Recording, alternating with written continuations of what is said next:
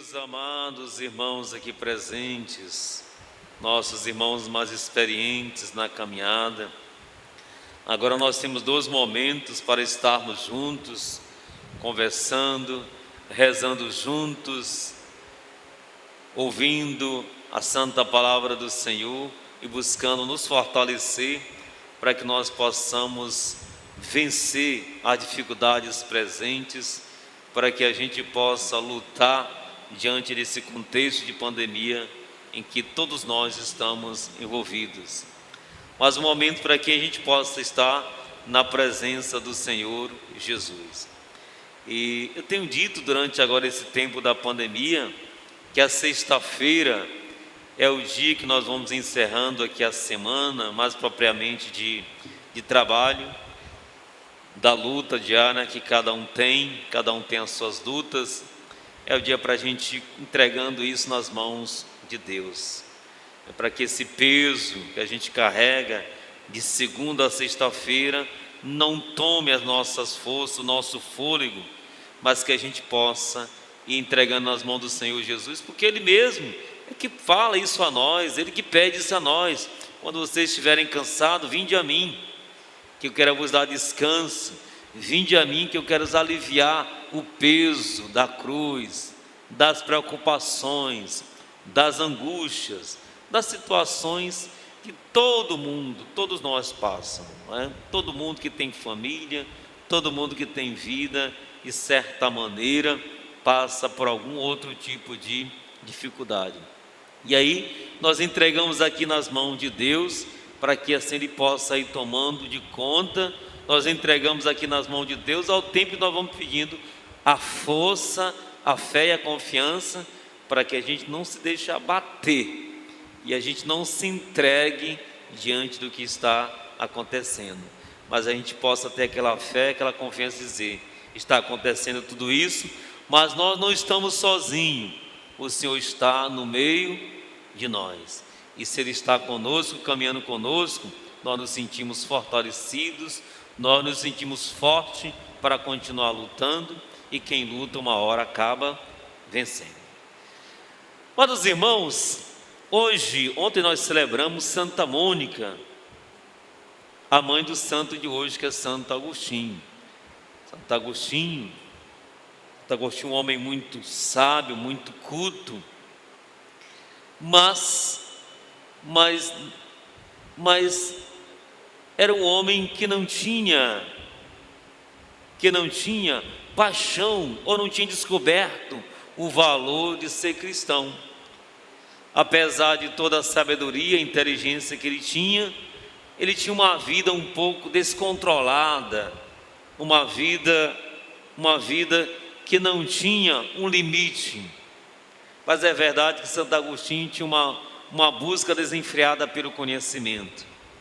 Inclusive andou por Roma e acabou conhecendo o Santo Ambrósio, do qual ele ouviu alguma das suas pregações, e mais tarde ele acabou se convertendo pela pregação aquilo que Santo Ambrósio havia escrito.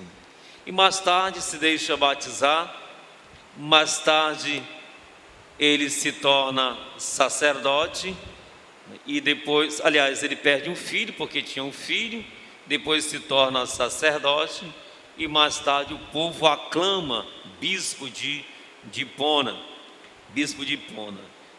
Escreveu inúmeros tratados, mas foi um bispo que deu uma grande contribuição para a doutrina da Igreja Católica, que ainda estava se formulando, se organizando.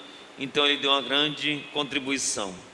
Mas o que eu queria mais frisar da vida de Santo Agostinho é porque nós vemos que nunca é tarde para Deus. Ontem nós vimos Santa Mônica rezando e chorando pela conversão do seu filho. E Deus escuta muito, mães, o clamor de uma mãe em aflição. Deus escuta muito a oração de uma mãe que reza.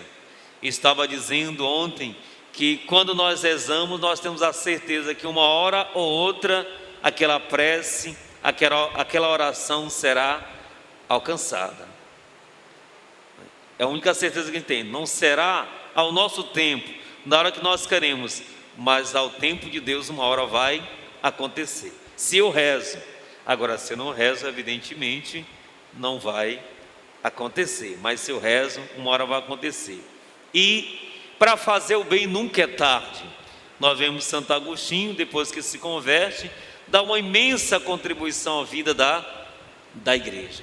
Então nunca é tarde para aqueles que querem uma vida com Deus, nunca é tarde para fazer o bem, pois que o façamos na medida que nós compreendemos e entendemos que o bem nos aproxima mais ainda de Deus. O bem faz a gente construir esse reino que Deus quer que aconteça entre nós.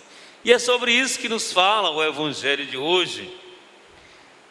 Continua falando sobre o reino de Deus, mas continua falando da importância da vigilância, do cuidado com a nossa vida. E a parábola hoje fala e nos questiona, nos perguntando se nós somos daquelas 10 jovens, 5 era imprudente, que não se organizava, que não se planejava, que deixava tudo para a última hora. Ou se nós somos, ou estamos entre esses 5, que era organizado, precavido, antes das coisas acontecer, procurava logo estar fazendo. E eu me pergunto, eu me encontro aonde? Entre as imprudentes ou me encontro entre aquelas que são prudentes? Como é a minha vida diante de Deus, diante da minha família? Eu deixo tudo para a última hora? E aí começa pelas pequenas coisas, é uma missa, é a oração, é os compromissos dentro de casa, é os compromissos no trabalho. A gente vai tendo noção se eu sou prudente ou sou imprudente. Agora, amados, é importante que a gente olhe esse aspecto, porque Deus, Deus por meio do Evangelho, vai dizendo para nós que nós temos que ser prudentes e vigilantes. Por que, Padre Marcos? Porque não sabemos nem o dia nem a hora. Por que nos acontece tanta coisa, amados? Porque às vezes nós também permitimos, às vezes nós nos organizamos, às vezes nós não tomamos o cuidado necessário e acabamos permitindo que tanta coisa ruim entre na nossa vida e na vida da nossa família. Quantas coisas, a gente diz assim, mas porque tinha que acontecer? Tem muita coisa que a gente sabe que pode ser evitada, a gente sabe. Tem muito sofrimento que às vezes se dá na nossa vida, na vida dos nossos, que poderiam ser evitados. Tem muita coisa que a gente sabe que poderia ser diferente, mas porque a gente deixa sempre para a última hora. Criou-se aquele ditado, que a gente só se cuida depois que é roubado. É verdade. Às vezes a gente precisa passar pela dor, pelo sofrimento, pela situação de constrangimento para a gente poder se cuidar. Mas eu pergunto, será que precisa ser desse jeito? Não, não precisa ser desse jeito, não é? Mas isso só depende de nós. O problema é quando a gente mora numa casa com outras pessoas, é vantagem morar só, não é? Quando a gente mora na casa com outras pessoas, a gente fica sempre esperando que o outro vai fazer, não é? Não, fulano está aí, vai fazer, não é? E esse fulano está lá pensando do mesmo jeito, ah, mas a fulana está aí, ela vai fazer. E acaba que nenhum faz, não é? Então, a pessoa prudente é aquela que procura se organizar e organizar a vida da sua família. Eu tenho dito e digo sem medo, amados irmãos, se tem uma cobrança que Deus nos fará, é sobre o cuidado daqueles que Ele colocou sobre a nossa responsabilidade, a nossa família. Deus nos perguntará, por que tu não cuidou para que teu marido estivesse aqui? Por que tu não cuidou para que tua esposa estivesse aqui? Por que tu não cuidou e não agiu para que teus filhos não se perdessem dessa maneira? Essa é uma cobrança que eu vos garanto que Deus nos fará. Por isso só nos resta, amados irmãos, para que nós não sejamos cobrados pelo mundo presente e depois por Deus, só nos resta vigiar e nos tornarmos pessoas prudentes. E por fim, uma palavrinha sobre o nosso cerco de Jericó, Ontem nós iniciamos o cerco de Jericó. Nós sabemos, amados irmãos, que nós somos frágeis mesmo. Nós somos frágeis. E tem muita coisa na nossa vida que foge do nosso controle também. Tem muitas coisas que a nossa mão não alcança. Mas quando nós não podemos ir com a mão nem os pés, nós vamos com a força da oração. Então o cerco de Jericó é esse tempo de bênção e graça, que eu posso ir ao encontro de Deus, por meio da súplica e da oração, pedindo que Deus olhe por aquela situação que eu estou vivendo. É uma oportunidade que Deus me dá, de eu lutar, de eu derrubar, não só com a minha força, mas com a força de Deus, aquilo que está me impedindo de ser feliz. Agora, amados irmãos, não tem vitória sem antes uma luta. E para vivenciar o cerco de Jericó, eu preciso ter disponibilidade para rezar. Porque aí é que entra o problema. Às vezes eu quero a graça, mas antes da graça, amado, a gente tem que saber, tem que vir primeiro o sacrifício. Primeiro o sacrifício, só depois vem a graça. Às vezes a gente quer a graça sem fazer sacrifício nenhum. E o sacrifício do cerco é simplesmente a gente se propor a rezar durante 7 dias com fidelidade ao Senhor. Pois que aproveitemos essa graça que está passando por nós. Eu digo, é uma graça que não voltará mais.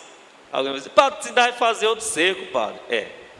Mas outro cerco, em outro momento, para outra situação que nós vamos talvez estar vivendo.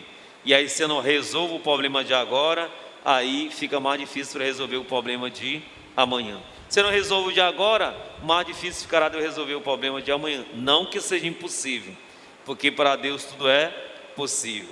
Mas é o que eu estou dizendo, o homem precavido, o homem prudente é aquele que não deixa o que se pode fazer hoje para fazer somente amanhã, debaixo de dores e de lágrimas. Pois que o façamos agora pela força e a graça de Deus que Ele nos dá por meio do cerco de Jericó. Louvado seja o nosso Senhor Jesus Cristo. Para sempre seja louvado, amado e adorado.